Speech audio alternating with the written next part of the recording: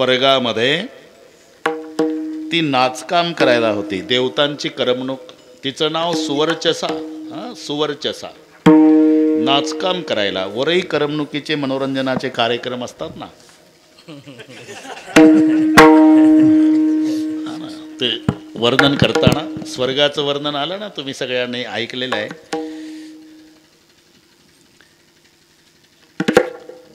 राजधानी भुवन अमरावती, अमरत्व हे सिंहासन, ऐरावता सारिके वाहन, आणि राजधानी भुवन अमरावती.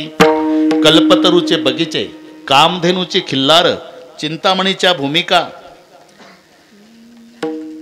उत्तम प्रतीचे घोडे. आमचं घोडं नाही, आमचं गाढवापेक्षा थोडं मोठं असते आणि घोड्यापेक्षा लहान मधली आवृत्ती, तरी मालक त्याच घोड्याचं वर्णन करतं. काय नाव घोड्याचं? तट्टू माझा रत्न घोष. किती चालतंय? 7 दिवसात 3.5 कोस. गिअर बदलल्यावर मागे येतं. तट्टू माझा रत्न घोष, 7 दिवसात 3.5 कोस. एक मारला फोक, मागे सरे कोस कोस. ते मारवाडी भाषेत, इथे कोण नाही ना मारवाडी? मारवाडी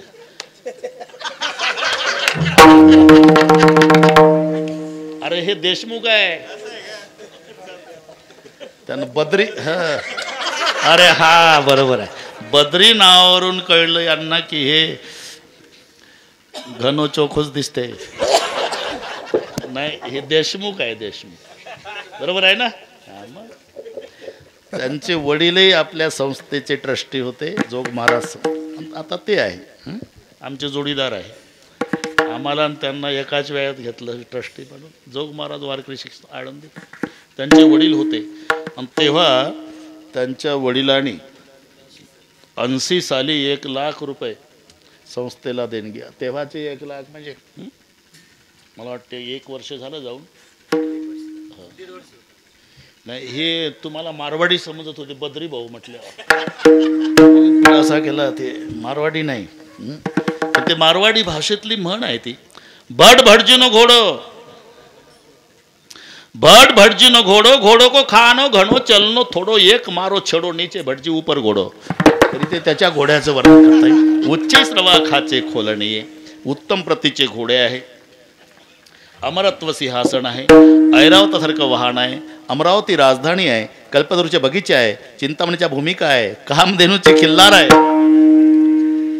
तिलोत्तमा, उर्वशी, मेनका, रंभा हे नृत्यांगना करमणुकीसाठी नाचकाम करायला आहे. रंभादि कसुर नारी नबेना, सकल समसर कला प्रवीणा, करई गान बहुतान तरंगा, बहुविध क्रीडई पाणी पतंगा. बाजई ताल पखावज वीणा, नृत्य करई अप्सरा प्रवीणा. बस कामापुरतं झालं. गोड वाटतंय मलाही माहिती आहे, पण ते कामापुरतंच घ्यायचं. बाजई ताल पखावज वीणा म्हणजे हे वाद्य पूर्वीपासून पुराण काळात तबलान पेटी नाही, विनान पखवाज मात्र पुराण काळापासून त्याचा उल्लेख आहे. तबला पेटीचा उल्लेख पुराणात नाही, हा पुराणातला उल्लेख आहे. बाजई ताल पखावज वीणा, लक्षात घ्या, मी काही फाजील थापा मारत नाही. बाजई ताल पखावज वीणा, नृत्य करई अप्सरा प्रवीणा. कोण? रंभादिक सुर नारी नबेना, सकल समसर कला प्रवीणा, करई गान बहुतान तरंगा, बहुविध क्रीडई पाणी पतंगा. ते नृत्य काम करायला सुवर्चशा होती, तिथून वाढलं आपलं सुवर्चशा. आणि एक दिवस नाचता नाचता तिचा ताल चुकला. एकनाथ महाराज ताल चुकला, लक्षात आलं ताल चुकला, आणि मग नेलं तिकडे. आणि त्यांनी चौकशी केली, तेव्हा चौकशी अंती कळालं ही पिऊन आली. अरे वरही आहे बिमारी, हे पिऊन आली. पेले पेले म्हटल्यापेक्षा पिऊन येले. आणि मग शाप दिला, दारू पिऊन नाचायला आली का घार होशील, ब्रह्मशापे जाना घारी झाली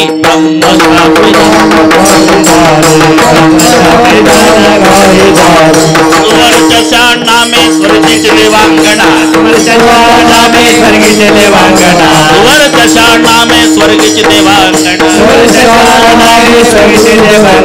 ब्रह्मशापे जाना घारी झाली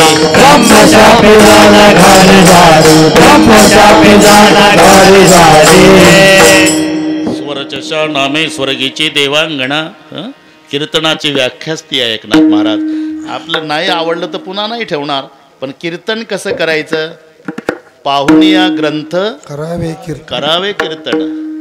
सासू जावयाच्या गोष्टी सांगून नाही करावं, ग्रंथ पुराणाचा आधार घेऊन करावं. ते अनेक ग्रंथ पुराणामध्ये अशा अनेक रेलचेल भरलेल्या गोष्टी आहे की जे अभंगाला अनुकूल आहे. काही बाकीचं लोक पोट दरदूर हसतात म्हणून ते सांगायचं असा काही दंडक नाही. भक्ती ज्ञानाविरित गोष्टीनं कराव्या, प्रेम भरे वैराग्याच्या युक्ती विवराव्या, जेन करुणी मूर्ती ठसावी अंतरी श्रीहरीची, ऐसी कीर्तन मर्यादा आहे संताच्या घरची. म्हणून पाहुणिया ग्रंथ म्हणून पुराणामध्ये हा उल्लेख आहे. सुवर्चशा नामे स्वर्गीची देवांगणा ब्रह्मशापे जाणा घारी झाली. गार होशील, घाबरली. उशाप द्या महाराज, उशाप द्या. उशाप तोपर्यंत फिरत राहशील जेव्हा कैकईच्या हातावरचा प्रसाद उचलशील, माय अंजनाच्या हातावर नेऊन टाकशील, मग अंजनाच्या पोटी मारुती रूपात शंकरजी येतील तेव्हा तू शापमुक्त होशील. आता हा पुढचा कथाभाग सांगितला तर कीर्तन रात्री 12 वाजली एवढ्याच गोष्टीला. सगळे पाठ आहे तुम्हाला. हा उशाप आहे. सुवर्चशा नामे मग ब्रह्मशापे जाना घारी झाली. तोपर्यंत फिरत होती. पुढे हा प्रसाद कैकईला शेवटून दिल्यामुळे ती रुसली. नाथ बाबा रुसली. कैकई रुसली. तिच्या हातावरचा प्रसाद उशाप आहे ना तिला, ती फिरतच होती. पिंड घारेने झडपेला, घारेमुखीचा पिंड अंजनीच्या करीन पडता निर्धारी भक्षेला. पिंड घारेने झडपिला, अंजनीने तो सेविला. मग अंजनीच्या तपासाठी आणि महारुद्र आले पोटी. साक्षात भगवान शंकरजी हनुमान रूपात अंजना माईच्या पोटी जन्म घेतात. तिथे घारीचा उद्धार झाला. पंखाच्या फडतकारी बुद्धरुनी नेली घारी, ऐका नवलयाची ठेव. आता यादी सुरू झाली ना. नेने काही भक्तिभाव, घारीचा उद्धार. एका चोराचा, ते चोरट बुटकं होतं, 3.5 पावणे 4 फूट उंची होती त्याची. चोरीच्या उद्देशानं गेलं, जंगलात चोरी सापडली नाही. एक जुनाट महादेवाचं मंदिर होतं, फार जुनं मंदिर, पांडवकालीन असेल. तिथं हे चोरट गेलं. इकडे बघू लागलं, पुजारी नाही, अंगरक्षक, तिथे काही कोणीच गाभाऱ्यात गेलं बोय. आता चोराचं लक्ष काय देवावर होतं का, इथं काही मिळतंय काय चोरीचं म्हणून. इकडे तिकडे बघू लागलं. वर लक्ष गेलं तर 5 किलोची घंटा, पितळी भाऊ, पितळी घंटा टांगली. म्हणला बापरे, इथं पुजारी नाही, कोणी नाही, माझंच राज्य आहे. एवढी घंटा शेवगावला नेऊन विकली तर महिना सुखाचा जातो आपला. काय चोर प्रयत्न केला, टाचा उंच करू करू त्याचा हात पुरेना. बुटकं होतं चोरट, हात पुरेना. म्हणला इथं पुजारी तर नाही, म्हणून ते पिंडीवर उभं राहिलं वर घंटा काढण्यासाठी. शंकराच्या आनंदाला पारावार नाही. म्हणले बापरे, जन्म गेला माझा. बरेच भक्त पाहिले बाबा, कोणी चालू शालूट ठोकतात, विडी ओढता ओढता एका हातानं नमस्कार करतात, काही बेलाचं पान तांब्यात पाणी, हर हर महादेव, काही दंडवत घालतात, काही हाताचा स्पर्श करतात. पण आयुष्यात एवढाच एक भक्त अख्खाचा अख्खा मला अर्पण झाला. कांचीपूर नावाचं नगर, बरं का एकनाथ बुवा, कीर्तन आहे का एवढं महत्वाचं आहे. कांच राजा सोमदत्ती,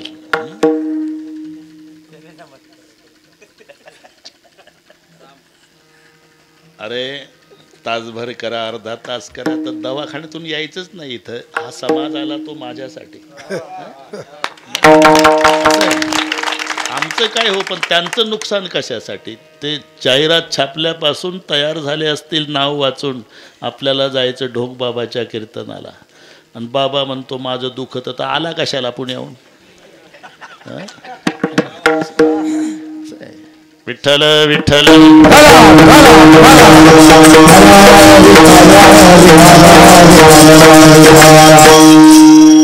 सोमदत्ती नावाचा राजा, कांचीपूर नावाचं नगर, आणि त्या राजाला 500 राण्या होत्या.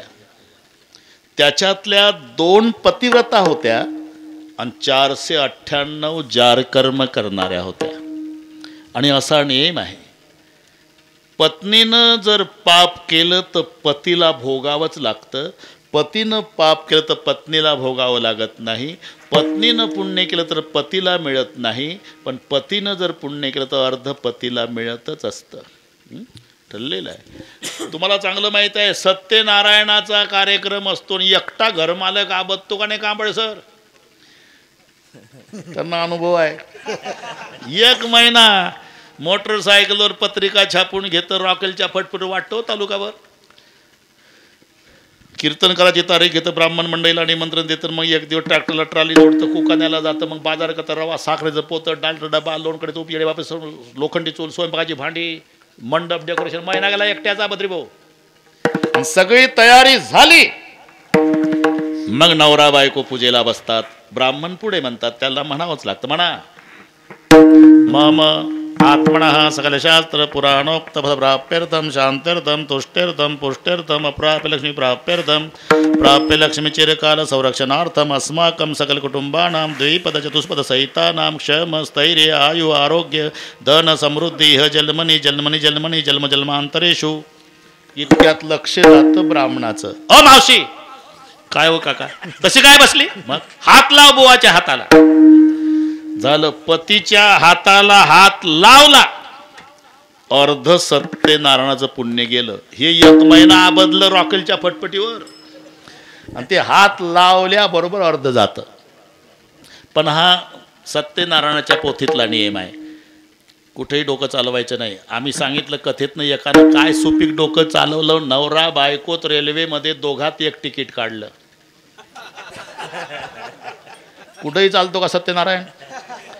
3 स्टेशन प्रवास झाल्यावर 4थ्या स्टेशनला TC आला. तिकीट दाखवलं, बरोबर आहे. अजून 1 बायको आहे माझी, मग काय करू? 14 डब्याची रेल्वे, बऱ्याच लोकांच्या बायका सोबत. पुढं नवल सांगतो, तिकीट काढ. बायको आहे माझी, बैरा नाही ऐकायला मला, तिकीट काढ. तर यांचं आधी ठरलं होतं, यानं तिच्याकडे बघितल्याबरोबर तिनं याच्या तिकिटाच्या हाताला हात लावला. TCचं डोकं चाले ना, पागल म्हणाव तर तिकीट बरोबर आहे, हाताला हात काय भानगड आहे? हे काय हाताला हात भानगड? कुठं भानगड आहे? म्हणजे बायको आहे माझी. मग मग मग काय करतो? काळा कोटवाल्या, आमच्या गावाच्या ब्राह्मणापेक्षा जास्त शान झाला का तू? तुझे कसं चालतं सत्यनारायण? ते तिथं चालतं बाबा. नामदेवाचं प्रमाण आहे, राष्ट्र करी पाप राजाने भोगावे, राजयाचे सर्व पुरोहिता, शिष्य केले पाप भोगावे गुरुनी, शिष्य केले पाप भोगावे गुरुने, शिष्य केले घेणे पुरुषांची,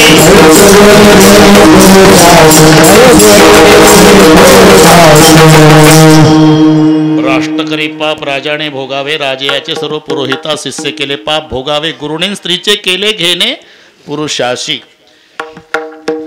म्हणून 498 पत्न्या जार कर्म करणाऱ्या होत्या, ते पाप भोगावं लागलं. राजा मेला आणि हरणाच्या जन्माला आला.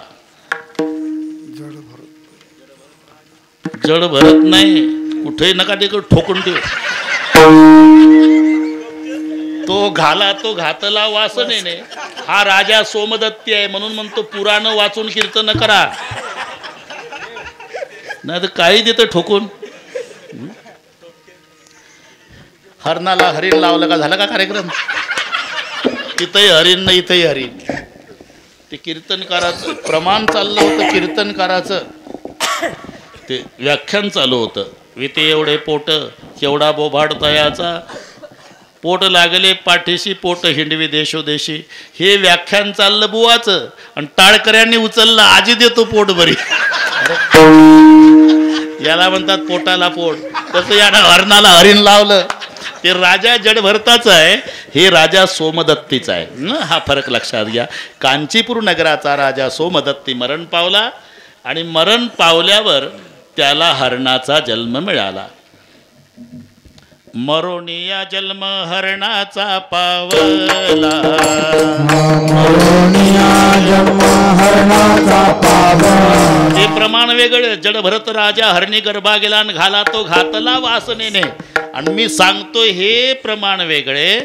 मरोनिया जन्म हरणाचा पावला आणि पतिव्रता झाल्या कुरंगिणी. आता काही फाजील थापा नाही ना, बस लक्षात. तो सोमदत्ती राजा हरणाच्या जन्माला आणि त्या 2 पतिव्रता राण्या होत्या, त्या झाल्या हरणी. इथपर्यंत हा इतिहास लक्षात ठेवा. तसं भूतसेन नावाचा नोकर इंद्र दरबारात होता, त्याचं नाव भूतसेन. आणि त्या भूतसेनाच्या हातून एकदा अपराध घडला म्हणून त्याला शाप मिळाला. जा भिल्ल जमाती जन्माला येशील. हिंड तसे नाना पर्वत शिखरे, मारितसे फार जीवजंतू. त्याचं नाव चंडभिल्ल.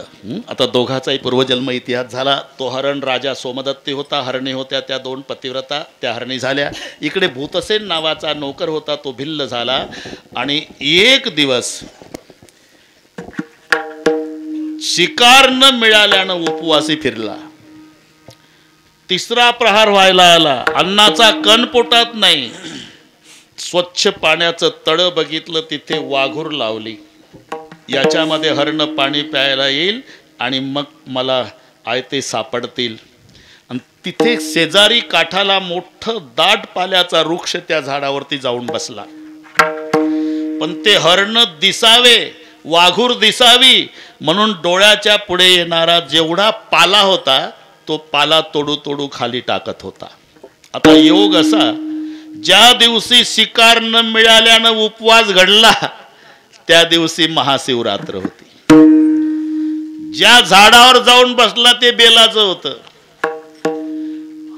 ते अडकलेली हरण दिसावी म्हणून पाला तोडून टाकत होता. तो बेलाचा पाला जिथं पडत होता तिथं पूर्वीचं शिवलिंग होतं, ज्याच्यावर मातीचा भराव चढलेला होता. माथा पडता पाला आणि सांबतेने संतोषला. हा ना, भगवान शंकराने विचार केला, आज शिवरात्रीचे उपवास बऱ्याच लोकांनी केले, पण दाबून खिचड्या खाल्ल्या साबुदाण्याच्या. हा बिचारा दिवसभराचा उपवासी आहे आणि लाखाच्या वर बेलाची पानं तोडली त्यानं. ही फाजील बाता नाही, नामदेवाची प्रमाण. लक्षवरी बिल्वदळ माथावा हे भोळा महादेव त्याने संतोषाला. म्हणे करी मला कोण पूजा, म्हणून येमदूताला बोलवलं. जा बरं, त्याची काय इच्छा आहे विचारा. येमदूत आला आणि तो बेलाची पानं तोडून टाकत होता. यमदूताला बघितल्यावर हा म्हणला, कोण? 100 राक्षस, सूर, नर, कन्नर, किन्नर, गंधर्व यापैकी आपण कोण? त्यापैकी मी कोणी नाही. मग कोण हा नेमकं? मी यमदूत आहे. यमदूत लागला का आमचा नंबर? नाही बाबा, शंकरजीनं पाठवलं मला. कारण अरे तुझी पूजा पाहून शंकरजीचा आनंद गगनात मावेना. ते म्हणले जा, त्या माझ्या भक्ताची काय इच्छा आहे ती पूर्ण करून ये. असं माझी इच्छा महादेव पूर्ण करणार आहे. हा, मग एकच इच्छा आहे म्हणावं. सांग ना. मृग पक्षियाचे कळावे बोलणे, मृग पक्षियाचे कळावे बोलणे, मृग पक्षियाचे कळावे बोलणे, मृग पक्षियाचे कळावे बोलणे, सर्व काही येणे कार्य सिद्धी, सर्व काही येणे कार्य सिद्धी, सर्व काही येणे कार्य सिद्धी. मृग पक्षियाचे कळावे बोलणे, सर्व काही येणे कार्य सिद्धी. चुकीचं आहे माझीही वासना पुरवणी, स्वस्थाना जावे तुम्ही. आळस देऊ नकोस. बस, हरणाची पशु पक्ष्याची भाषा कळावी एवढीच इच्छा आहे. तथास्तु म्हटलं त्या यमदूतानं, निघून गेला. आता तो पूर्वीचा राजा सोमदत्ती जो हरिण झाला होता तो पाणी प्यायला आला. लक्षात राहणे, त्या जाळामध्ये अडकला. अडकल्यावर याला असं वाटलं आताच उतरू नये का, याच्या अजून कोणी कळपातले येतील, ते एकमेकासोबत बोलतील, त्यांची भाषा कळेल, मला महादेवाचा आशीर्वाद आहे, याची उत्सुकता वाढली. मग त्या 2 हरणी आल्या आणि त्या 2 हरणींना आपला पती संकटात पाहला. पतिदेव, अहो निदान बघायचं तरी होतो, पाणी प्यायच्या आधी पुढं काय आहे म्हणून. आता कसं होणार आमचं, हे बघा, माझी गती मला, तुमची गती तुम्हाला. जोपर्यंत तो भिल्ल खाली उतरत नाही तोपर्यंत तुम्ही निघून जा. तो भिल्ल वर ऐकत होता, कारण त्याला भाषा कळत होती ना, मृग पक्षी याचे कळावे बोलणे. जा निघून. नाही, आम्ही नाही जाणार, आम्ही तुमच्या सोबत येणार. असं करू नका. त्याच्यात धाकटीला 2 पिलं होती, थोरली गरोदर होती. इतक्यात तो भिल्ल खाली उतरला आणि त्या दोन्ही हरणी विनंती करू लागल्या, भिल्ल दादा बोला, आम्हाला दोघीला विधवा व्हायचं नाही, पती सोबत जायचं आहे. थोरली म्हणाली, मी मानानं मोठी आहे, मी सती जाते. तुम्ही मानानं मोठ्या असल्या तरी गरोदर आहात, गरोदर अवस्थेत सती जाता येत नाही. त्यापेक्षा माझ्या 2 लेकराला सांभाळा, तुमच्या मुलाला जन्म देऊन वंशाची वाढ करा. भिल्ल तर चकित झाला. मी जाते सती. धाकटी म्हणाली, मी जाते सती. ती म्हणाली, मी जाते सती. शेवटी निर्णय झाला, 11 वाजता दोघीचाही सती जायचा. पण एक अट घातली धाकट्या हरणीनं, भिल्ल दादा, माझ्या बाळांना, ते पोर सरळ बसो, आम्ही आधीच उठवणार आहोत त्याला, ते काही फ्रंट सीटला येतं आणि खाली मान घालतं ते.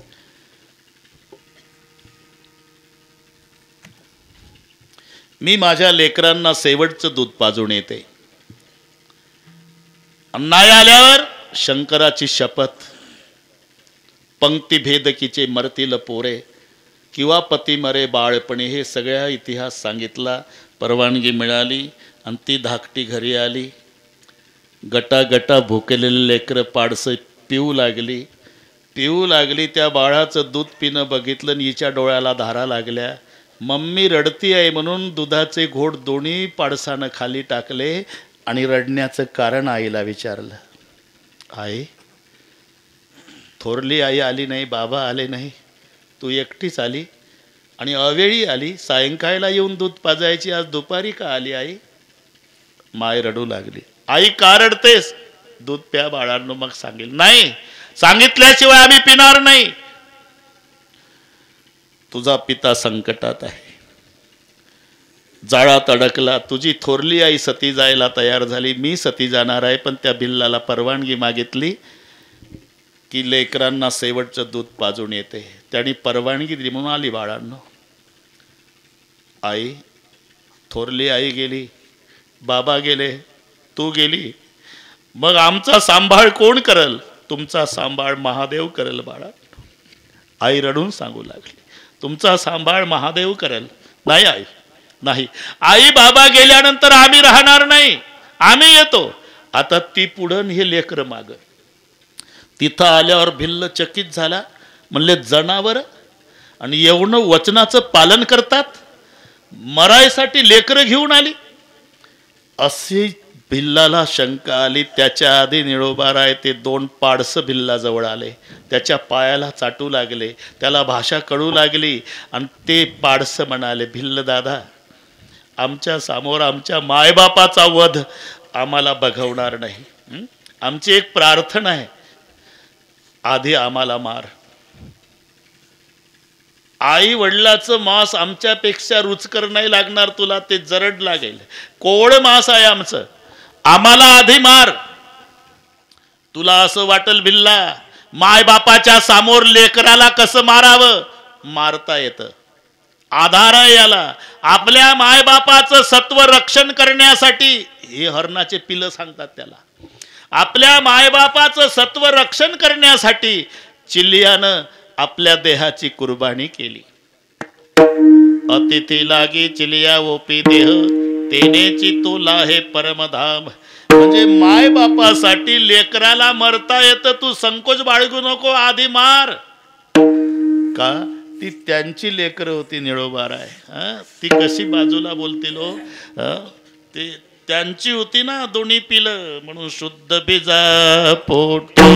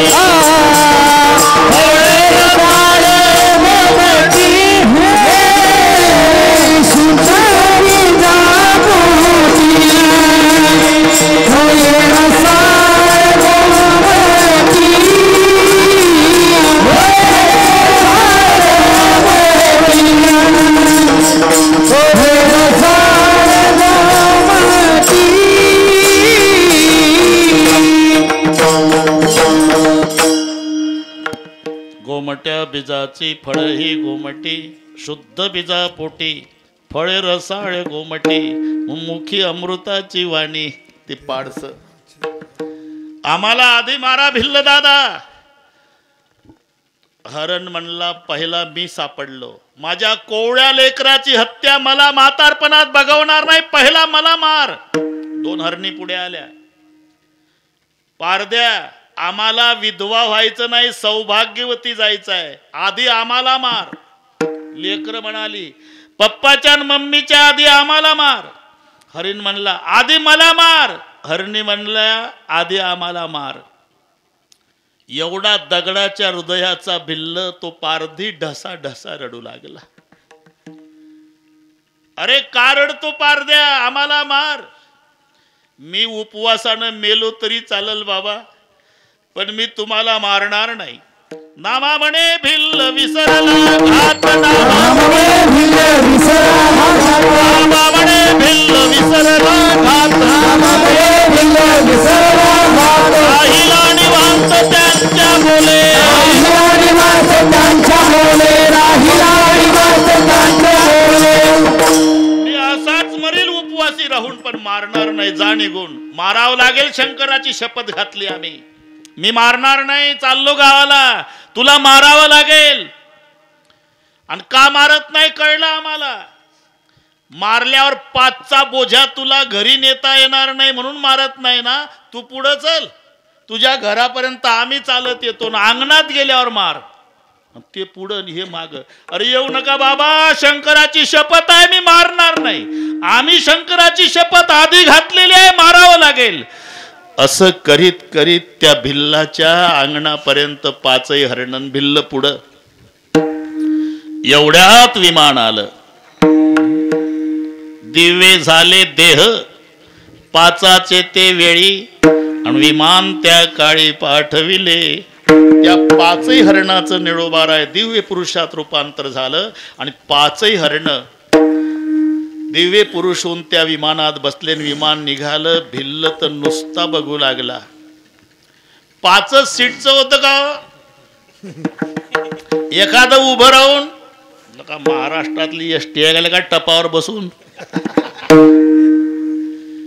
मग त्या शंकराच्या दूताने सांगितलं भिल्ला आज शिवरात्र आहे. ज्या झाडावर बसला होता ते बेलाचं आहे. जिथं पाला पडत होता ते शिवलिंग आहे. लाखाच्या वर बेलाचे पानं तू उपवासी राहून आज वाहली. महादेव प्रसन्न होऊन इथून मागचं हत्या केलेलंच सगळे पाप तुझं जळून भस्म झालं. पण विमानात बसण्या एवढी पुण्य प्राप्ती झाली नाही. काय करावं लागेल ऐकशील. हो इथेच बैस. आजपासून पुढच्या शिवरात्रीपर्यंत ओम नमः शिवायचा जप कर, तुला एकट्यासाठी विमान येईल. त्या दिवसापासून 1 वर्ष त्यानं ओम नमः शिवायचा जप केला आणि दुसऱ्या वर्षीच्या शिवरात्रीला शंकराने विमान पाठवलं आणि त्याला कैलासाला नेला. कैलासासी नेला.